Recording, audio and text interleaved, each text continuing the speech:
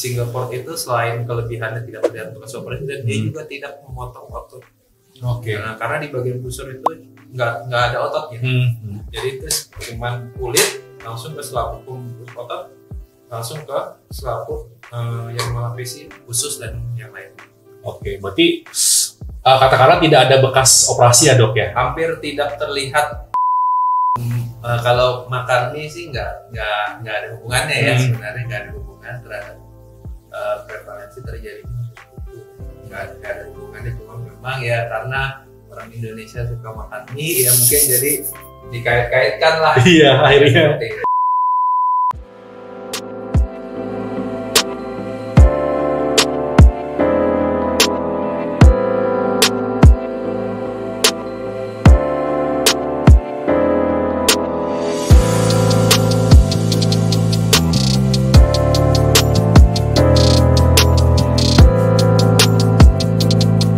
Selamat sore Dr. John Carly ya dok ya.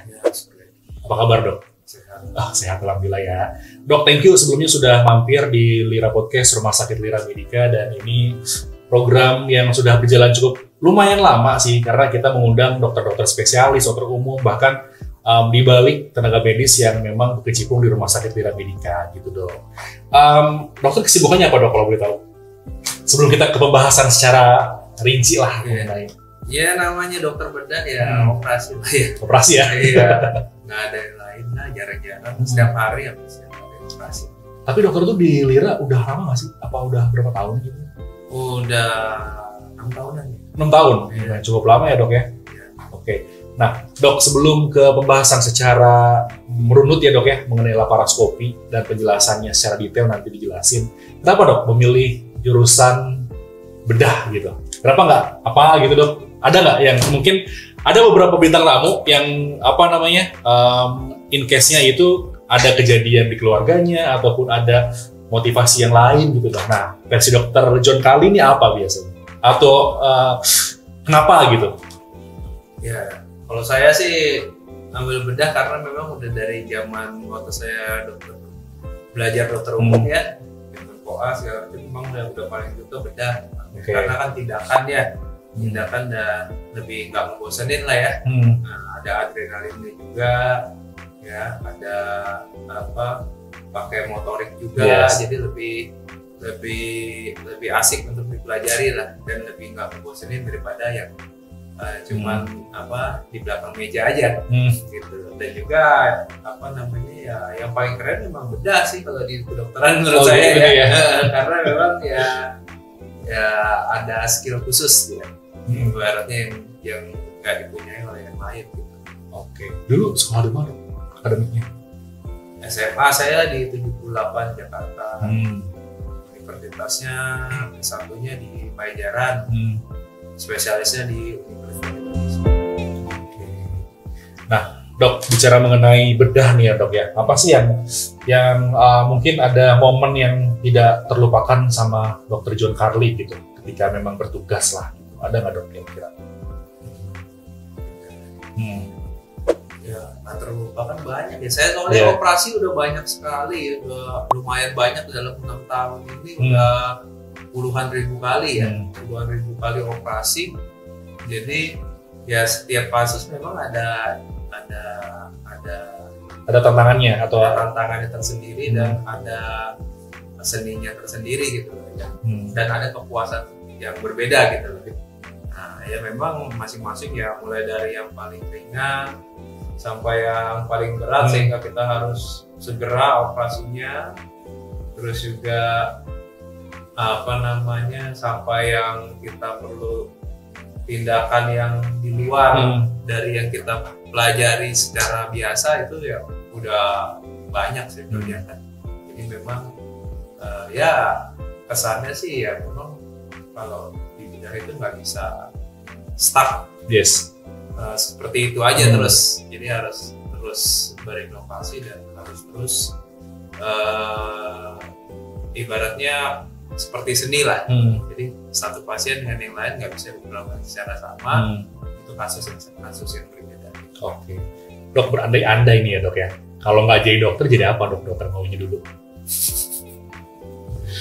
Atau memang dari kecil udah kayak saya pengen jadi dokter aja lah gitu. Terus continue gitu apa ya? Enggak.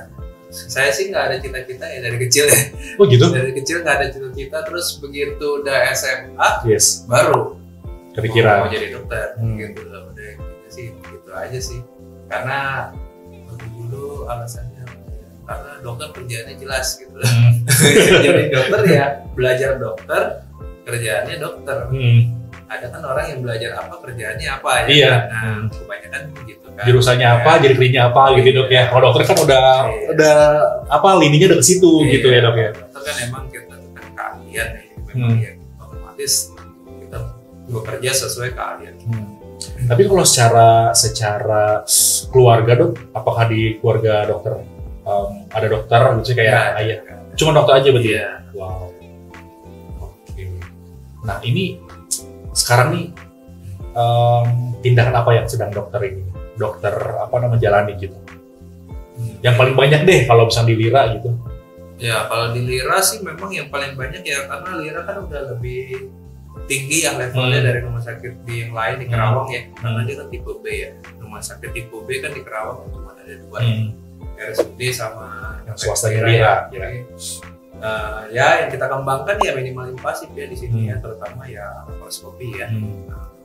Yang mulai dari laparoskopi udah semenjak dari 2019 ya itu saya sudah melakukan laparoskopi, tapi yang mulai intensnya ini semenjak Lira naik jadi tipe B ya.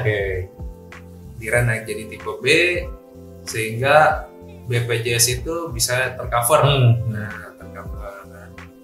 Itu mulai udah hampir setiap hari operasi laparoskopi. Memang itu biasanya rujukan-rujukan dari rumah sakit tipe C. Ya. Dan ya kurang lebih sebulan itu bisa 20-30 laparoskopi ya. Nah, jadi ibaratnya setiap hari hampir selalu ada. Oke. Nah dok, bicara mengenai laparoskopi sesuai dengan tema juga nih pada episode kali ini gitu ya. Sebenarnya laparoskopi ini apa sih dok dari bahasa untuk awamnya gitu? Ya, laparoskopi kan dari lapar itu kan bagian perut ya. Laparoskopi itu kan di pencitraan. Jadi ibaratnya kita bisa melihat isi perut tanpa harus dibuka, dibelek. Nah, jadi kita bisa melalui satu lubang kecil ya kurang lebih sekitar 1 cm. Itu kita masukkan kamera, masukkan device di sana. Kita bisa evaluasi organ-organ dalamnya itu apakah ada peradangan atau ada sesuatu yang mengakibatkan penyakit pada pasien tersebut. Nah, itu bisa kita deteksi melalui laparoskopi. Dan bukan cuma deteksi saja, kita bisa lakukan intervensi terhadap penyakit tersebut. Jadi bisa kita lakukan treatment sekaligus. Nah, itu treatmentnya seperti apa dok? Ini aku masih bingung nih, maksudnya untuk kan ini kan posisinya kan tidak dibuka gitu ya, jaringannya ini gimana tuh dok? Pakai apalah gitu? Ya, jadi secara konvensional dulu laparoskopi memang menggunakan beberapa titik ya. Jadi ada 3-4 titik ya. Kita masukkan, ada titik buat kamera, ada titik buat instrumennya, ya instrumen untuk memegang organ-organ dalam, ada instrumen menggunting, memotong ya, itu kita masukkan ke 3-4 titik. Tapi kalau saya sekarang udah melakukannya biasanya dengan single port, itu single port 1 titik. 1 titik aja? 1 titik. Itu melalui apa? 1 titik melalui pusar ya. Pusar, karena pusar itu merupakan jadi skar alami sebenarnya. Sebenarnya dia itu skar karena bekas tali pusat ya. Nah, kita melakukan irisan di daerah bekas skar itu. Jadi kita tidak membuat skar baru sebenarnya. Ya, kita membuat skar di bekas tali pusat yang lama. Sehingga seluruh alat tuh dimasukkan di sana. Nah, jadi kita menggunakan device khusus namanya single port device ya. Jadi itu alat khusus di mana semua bisa masuk di situ. Kamera bisa masuk di situ, instrumen bisa masuk di situ ya. Kalau gunting buat potong bisa masuk di situ. Kita kerjakan dalam 1 lubang. Nah, hasilnya setelah selesai dijahit nanti hasilnya hampir seperti tidak terlihat bekas operasi. Operasi. Nah itu kelebihannya. Jadi single port itu selain kelebihannya tidak terlihat bekas operasi, dan dia juga tidak memotong otot. Oke. Nah, karena di bagian busur itu nggak ada ototnya.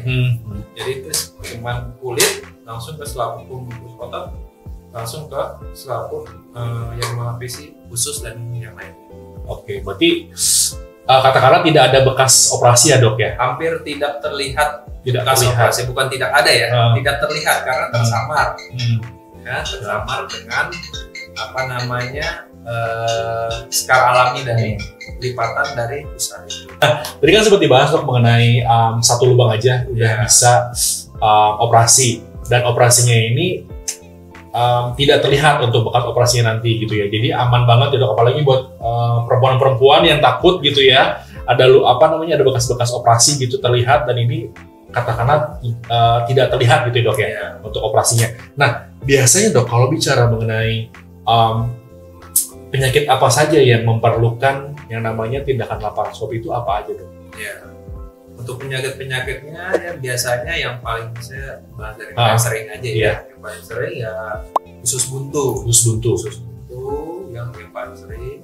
Terus yang kedua batuk bedu ya. Bedu yang kedua. Terus yang ketiga hernia. Hernia. Terus juga perlengketan usus. Ya, perlengketan usus juga bisa kita lakukan.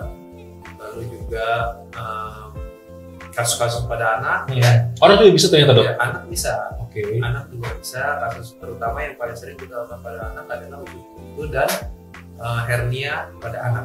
Ya, itu sama juga tanpa bekas operasi dengan hasil yang sangat bagus. Ya. Terutama kalau anak-anak kan umurnya masih panjang ya. Nanti takutan orang tua biasanya kan betul akan menimbulkan bekas bekasnya luka, gimana ya, iya. Ternyata kalau dia mau besar bekasnya makin lebar apa segala macam. Nah ini dengan teknik satu titik ini ya itu anak-anak makin besar juga nggak ada bekas operasinya. Jadi nggak kelihatan. Tapi untuk tindakan laparoskopi sendiri nih dok, pasien ini ketika ngerasain apa dok sehingga diharuskan untuk laparoskopi ini biasanya? Ya, katakan untuk usus buntu lah gitu. Untuk usus buntu ya pasien udah jelas gejala usus buntunya yang harus dirasakan. Ya, jadi terutama diagnostik ya, diagnosisnya ya harus jelas ya. Tentunya dari secara klinis memang khas ya, khas usus buntu. Lalu kita lakukan pemeriksaan penunjang tambahan, misalnya USG ya, atau yang lain. Jika positif, ya kita lakukan tindakan melalui laparoskopi. Gitu. Yang hasil usus buntu yang nyeri perut kanan bawah. Nyeri perut kanan bawah, ada mual, muntah, bisa ada demam. Ya. Bisa juga kalau udah pecah, tuh biasanya sakitnya bukan cuma di kanan, bisa di kiri juga, karena terus ya, nanah di dalamnya. Nah, yang bicara mengenai yang dokter John Carly ini kan sering tindakan laparoskopi ini dok. Biasanya karena penyakit apa dok? Yang banyak lah di Karawang. Yang paling banyak usus buntu sama batu empedu. Ya, dua itu yang paling banyak. Nah, kalau usus buntu ini biasanya karena apa sih dok timbul gitu? Ya, usus buntu memang penyebabnya dua terbesar itu adalah pembesaran kelenjar getah bening. Ya, yang kedua adalah fekalit. Fekalit itu kotoran yang keras menyumbat di pangkal dari usus buntu tersebut, sehingga tidak terdapat aliran cairan dari isi usus buntu itu keluar gitu. Karena kan dia buntu ya, sehingga akhirnya kan bengkak gitu. Terjadi obstruksi, bengkak, akhirnya bisa risiko pecah. Tapi aku juga pernah dapat info nih dok, katanya kalau usus buntu ini sering makan pedas, itu bener nggak sih dok? Ya beda itu ya. Beda ya. Biasa kalau pedas itu mengakibatkan gastroenteritis ya, peradangan. Memang gejalanya ada yang bilang menyerupai ya, tapi kalau usus buntu itu lebih khas ya, lebih khas di kanan bawah, dan nyeri tekannya itu beda dengan kalau akibat gastroenteritis. Biasanya suka makan pedas ya. Berarti hampir sama tapi kategorinya beda ya dok ya? Iya. Nah dok, biasanya kalau operasi laparoskopi ini perlu rehat berapa lama sih setelah pasca operasi gitu? Untuk ininya cepet ya. Oke. Dia kan minimal invasif ya. Sayatannya kecil, cuma 1 cm atau 2 cm. Terutama di Singapura itu 1 cm. Dan tidak ada otot yang dipotong. Otomatis pemulihan pasca operasinya biasanya H+1 setelah operasi itu udah boleh pulang. Oke. Itu kelebihannya dok ya? Iya, dibanding. kelebihannya. Nyerinya juga biasanya terbatas di kulit aja ya. Itu sangat-sangat tolerable ya. Dalam arti kita bisa manage dengan menggunakan obat-obatan oral. Oke. Obat injeksi sudah cukup. Kayak hari pertama biasanya kalau kita operasi ya udah bisa pulang. Oke. Tapi alternatif lain selain laparoskopi itu biasanya apa dok yang dilakukan misal? Ya, kalau alternatif lain ya open. Ya, di operasi biasa. Operasi jadi bukan minimum invasif ya, justru yang jadi alternatif lain ya operasi terbuka. Jadi kembali ke zaman dulu lah ibaratnya konvensional ya dok. Yang sayap besar itu ya alternatif lainnya. Cuman ya memang kalau kita udah menguasai laparoskopi ya ibaratnya kalau kita melakukan operasi konvensional ya agak-agak gimana ya nanti kita udah tahu benefitnya. Betul. Ya kan kita tetap harus jelasin ke pasien ini benefitnya. Kalau pasien ini memang tetap menginginkan operasi terbuka biasanya karena masalah biaya. Karena biaya laparoskopi lebih tinggi ya dari biaya ini. Tapi kan juga selain penggunaan umum ada juga yang menggunakan asuransi dan BPJS ya dok ya, udah bisa di cover juga jadi nggak perlu khawatir gitu lah maksudnya. Ya kalau untuk di Kerawang ini yang cover untuk yang operasi laparoskopi 1 titik mah cuma di Tira aja. Iya, nggak ada yang di rumah sakit lain nggak ada. Jadi bener ya, maksudnya kalau memang ada gejala ataupun ada yang namanya ngerasa ini gitu dan perlu yang namanya konsultasi dulu dok ya. Jadi konsultasi dulu, kalaupun memang perlu laparoskopi ya itu sih sebenarnya minimal invasif banget ataupun justru tidak terlihat gitu bekas operasinya dan secara penyembuhan juga cepat dok ya. Makan mie gitu bisa ini juga kan kalau usus buntu atau banyak makan mie ya? Banyak makan mie atau mie yang mentah doang atau semua? Enggak, kalau makan mie sih enggak ada hubungannya ya sebenarnya nggak ada hubungan terhadap prevalensi terjadi usus buntu. Nggak ada hubungannya, cuma memang ya karena orang Indonesia suka makan mie ya mungkin jadi dikait-kaitkan lah. Iya akhirnya. Tapi nggak dari dari segi keilmuan sih nggak.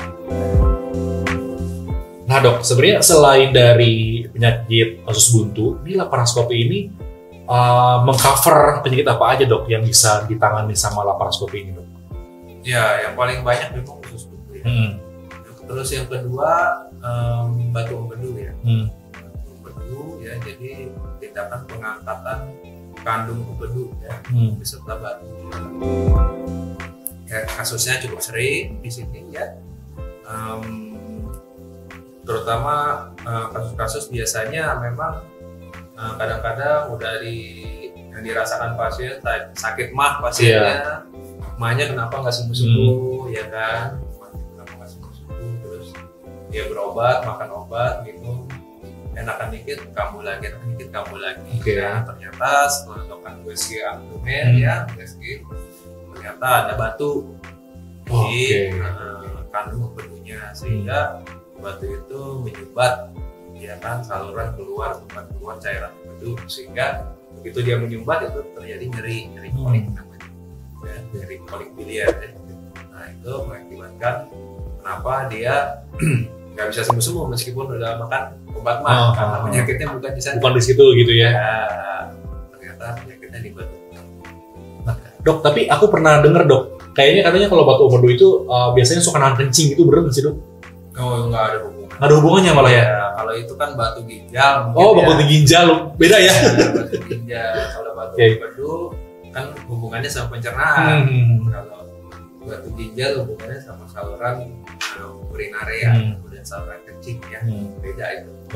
Beda jalur ya dok ya? Kalau batu empedu hubungannya lebih ke konsumsi kolesterol. Konsumsi kolesterol. Jadi kan batunya kan yang paling banyak ada dua, batu pigmen sama batu kolesterol. Nah, biasa makanya menyerangnya usia wanita-wanita yang usia 40-an, 40 tahunan. Itu biasanya kan kalau perempuan kan lebih malas olahraga ya. Betul dok. Malas olahraga dibanding pria, makanya dia ya itu konsumsi banyak fat, ya akhirnya dari muncul di daerah empedu, ya itu menjadi batu. Oke. Jadi ya kenapa tindakannya dilakukan pengangkatan batu empedu beserta kantongnya, karena kalau nggak diangkat, resiko pertama nanti kantongnya bisa meradang. Oke. Ya meradang karena batunya itu batu mengakibatkan sumbatan sehingga cairannya itu stasis di dalam, stasis itu nggak bisa keluar. Akhirnya terjadi nekrosis di peradangan di dinding di dekat empedunya, itu lebih bikin nyeri lagi. Oke. Yang bagian mana dok yang dirasain biasanya?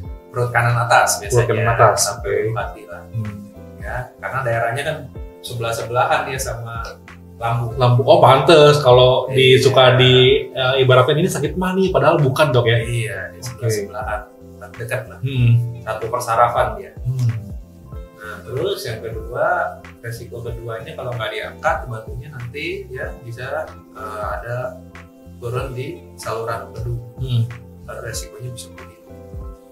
Ya, batu bisa juga terjadi di saluran. Jadi kalau udah kuning, ntar jauh lebih sulit lagi penanganannya, nggak sesimpel bisa dilakukan laparoskopi pengangkatan batu empedu.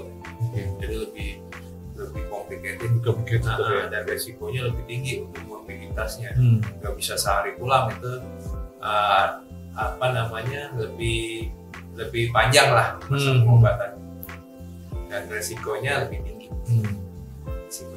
Makanya kalau udah ada gejala seperti itu dan terdeteksi positif dari USG, sebisa mungkin ya sebelum adanya kuning atau yang lain langsung tindakan, karena kan tindakannya sekarang udah bukan sayatan besar lagi. Betul. Iya. Kalau dulu operasi batu empedu itu sayatannya besar, panjang, dan di bagian perut bagian atas kan itu kan lebih nyeri.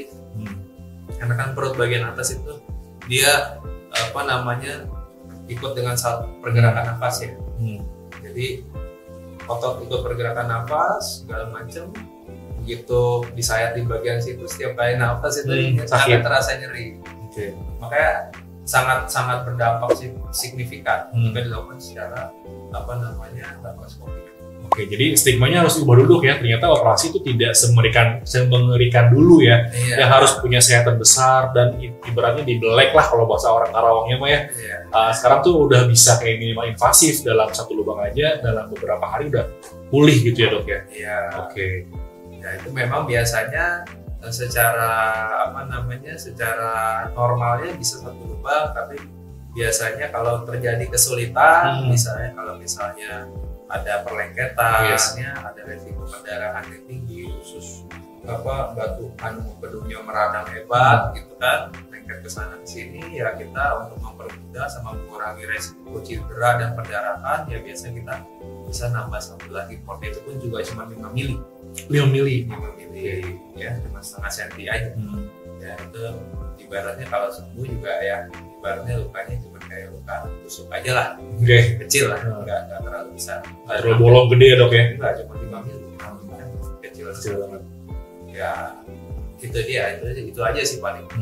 Sampai kalau misalnya ada resiko juga kalau misalnya sampai dia lengketnya hebat banget atau kondisi livernya itu sangat kaku ya, biasanya kalau sirosis dan rentan pendarahan segala macam, ya kita untuk ada baiknya untuk lebih bijaknya kita konversi juga bisa ke open itu operasi yang konvensional.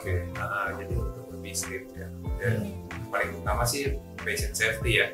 Ketika kita sulit mendapat patient safety dari laparoskopi, ya mau nggak mau ya kita harus tindakan lain, alternatif lain. Terus kalau perlengketan itu apa benar gara-gara dipijat itu tuh, jadi kalau sakit perut itu nggak boleh dipijat? Kalau dipijat memang benar. Ya biasa itu kasus-kasus hernia. Hernia itu biasa yang sering dipijat itu ususnya dimasukin lagi ke dalam, dipijat. Kalau misalnya nggak bisa masuk ya, kan kalau keluar nyeri dia pijat. Kalau yang sering dipijat itu mengakibatkan suatu trauma. Ya, trauma terhadap organ-organ ya, organ-organ dalam. Jika terjadi trauma itu dia bisa mengakibatkan lengketan. Gitu. Karena kan kalau ibaratnya kulit ya, kita lakukan sayatan, terus lukanya terbuka, kita tempel begini, dia bisa lengket. Oh bisa? Iya, sama dengan organ dalam. Begitu ada pijatan-pijatan, terutama yang pijatan yang agak ekstrim, itu secara mikroskopis mungkin sudah terjadi cedera pada dinding ususnya, sehingga mengakibatkan resiko perlengketan lebih hebat. Makanya beda kalau pasien-pasien yang udah lama tuh, pasien hernia yang udah besar-besar segala macam, itu kalau misalnya kita buka, itu perlengketannya lebih hebat karena udah sering pijat, ya kan, udah sering keluar, dipijat dia masukin, otomatis lebih sulit operasi. Nah, selain yang tadi dokter sebutkan, dok, ada nggak yang penyakit-penyakit yang diharuskan sama tindakan laparoskopi, dok? Ya sebenarnya tidak diharuskan ya, tidak diharuskan, tapi ada lebih baiknya dilakukan secara laparoskopi kalau memang sarananya ada ya. Selain usus buntu sama batu empedu, sama hernia juga bisa. Pasien bisa pasien dewasa, bisa pasien anak ya. Kita bahas yang dewasa dulu ya. Yang dewasa memang prosedurnya untuk pasien secara laparoskopi ini tidak semudah usus buntu dan batu empedu ya, karena butuh skill dan diseksi yang lebih sulit ya, karena kan ibaratnya kita kalau yang secara biasa kan sayatannya dari depan ya, dari depan perut ya, dari depan kita masuk ke dalam, kita tanam jaring mesh ya, mesh yang akan ditanam dari atas, dari depan ya. Nah kalau laparoskopi itu kita dari belakang. Ya, dari belakang. Sebenarnya ini kelebihannya untuk kasus-kasus yang residif. Ya, jadi kasus-kasus pada pasien-pasien yang udah pernah operasi hernia sebelumnya, terus terjadi kekambuhan. Oh, bisa kambuh, dok? Bisa. Hernia. Jadi dia udah ditanam jaring segala macam. Terus terjadi kekambuhan. Nah, dia itu kita akan sulit untuk operasi melalui sisi depan lagi. Karena kan jaringannya kan udah bekas ya, bekas, jadi udah nggak sesuai dengan anatomi yang normal lagi. Terus kedua udah terjadi perlengketan yang hebat ya kan, dengan meshnya dengan segala macam ya, akhirnya mengakibatkan struktur di sana lebih rapuh gitu. Jadi kalau kita perbaiki dari depan lagi, itu nggak bisa. Adalah terjadinya resiko kekambuhan yang lebih tinggi lagi. Gitu. Ya.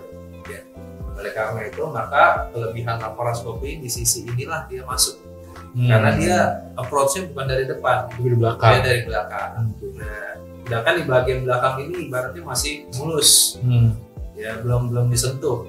Ya, jadi kita organ anatominya itu, anatomi penampakannya masih benar-benar belum tersentuh ya, belum tersentuh dari operasi yang sebelumnya. Jadi kita bisa lakukan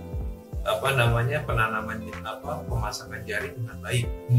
Ya, jadi kelebihannya selain itu juga dia lebih kuat kalau dipasang dari belakang, karena kita menggunakan jaring pertama yang lebih besar. Terus kedua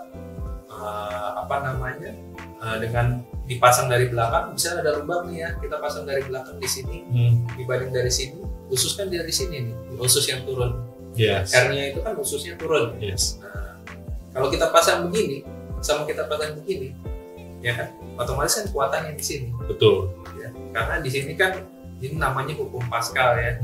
Jadi ada hukum tekanan lah ibaratnya. Jadi kalau dipasang di sini, otomatis ini tekanan ke sini doang.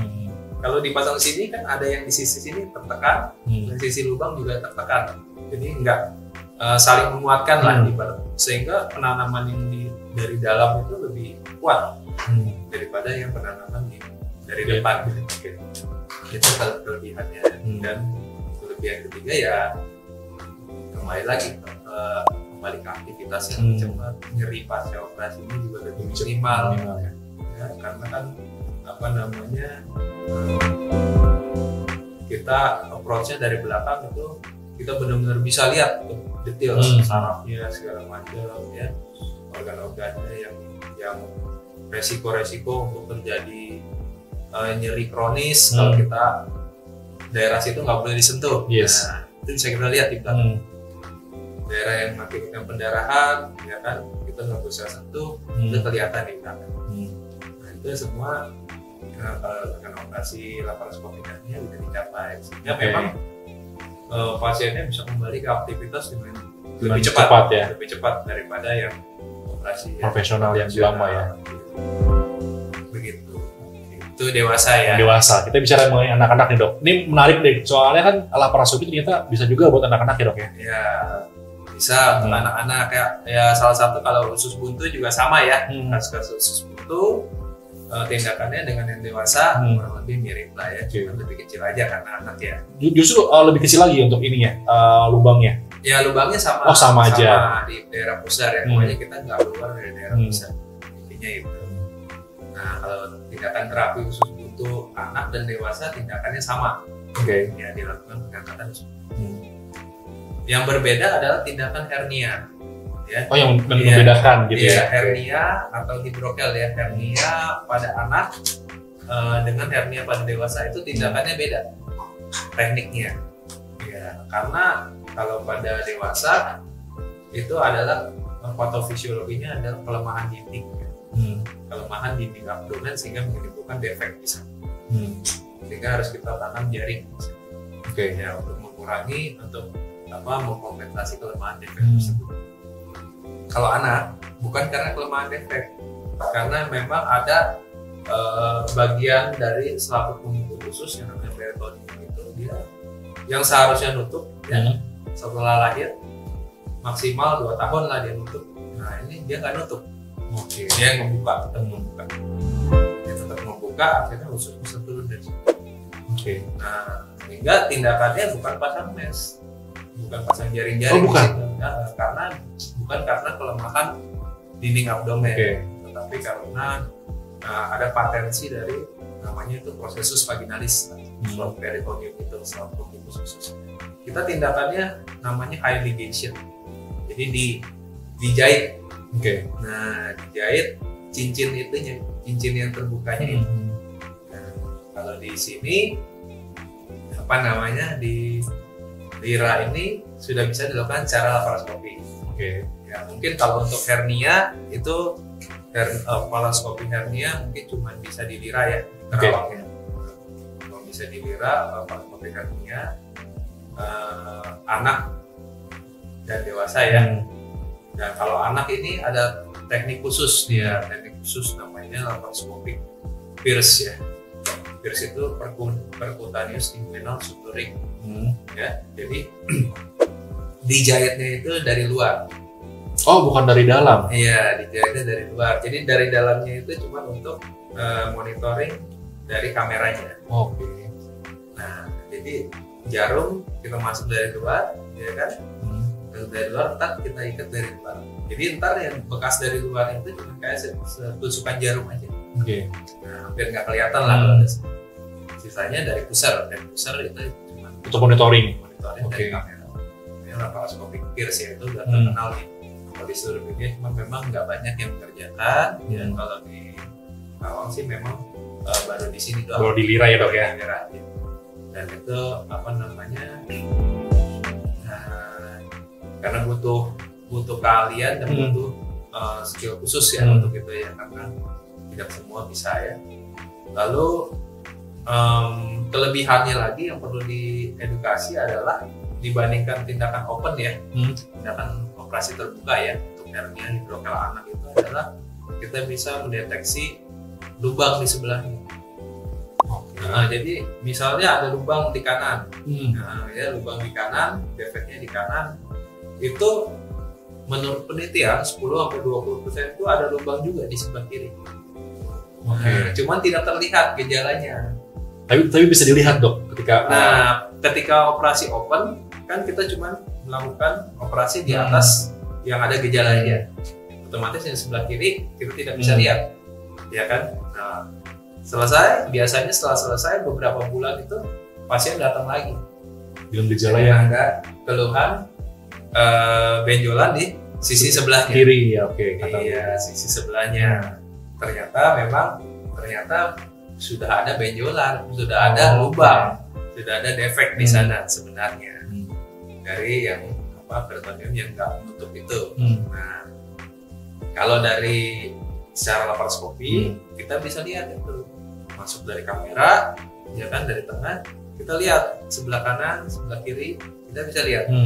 Nah, biasanya itu memang kalau ada yang di kanan, yang di kiri juga ada. Tapi gejalanya yang di kanan lebih gede, yang di kiri ada cukup memang ukurannya nggak sebesar yang di kanan, sehingga dia nggak terlalu menimbulkan gejala. Tapi kalau misalnya yang di kanan ditutup, otomatis tekanan akan mengalir ke kiri semua, lahan-lahan yang lama akan besar. Otomatis ntar akan timbul juga gejala. Nah, dengan kelebihan ini, maka kita bisa melakukan aksi juga terhadap treatment langsung.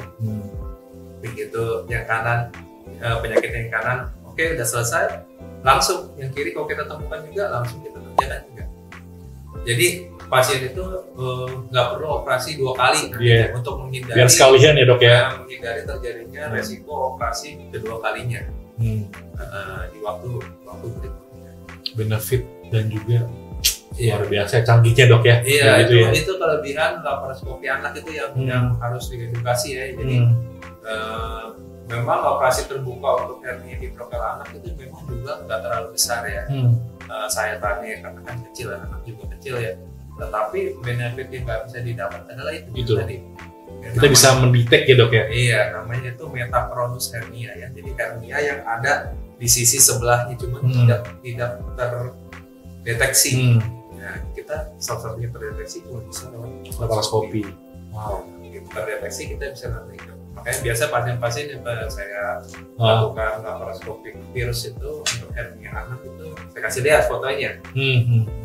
Bu, ini foto yang sebelah kanan nih, ini yang sebelah kiri. Nah, ternyata sebelah kiri ada lubang juga nih, ya kan, bukan yang kanan aja.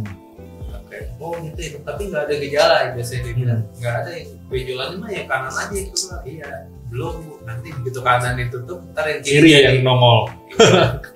Nah, karena itu kita jelaskan ke keluarga, kita langsung lakukan tindakan juga saat itu juga, saat masih operasi juga.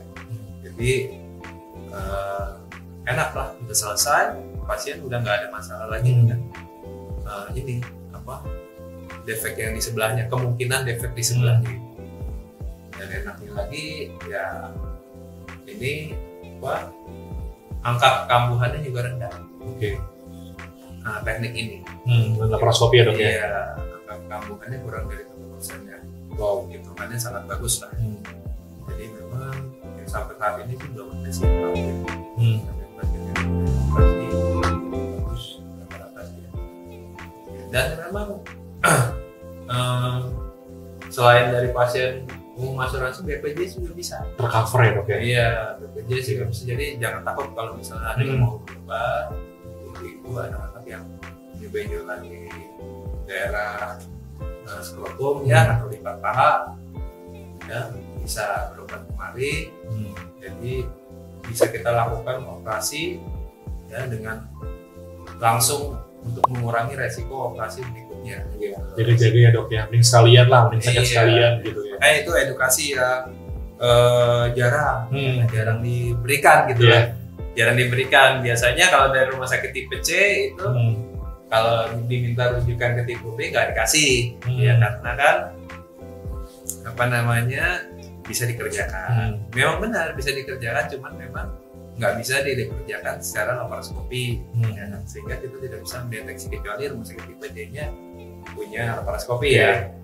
Cuman di Kerawang belum ada ya. Di Kerawang belum ada rumah sakit tipe D.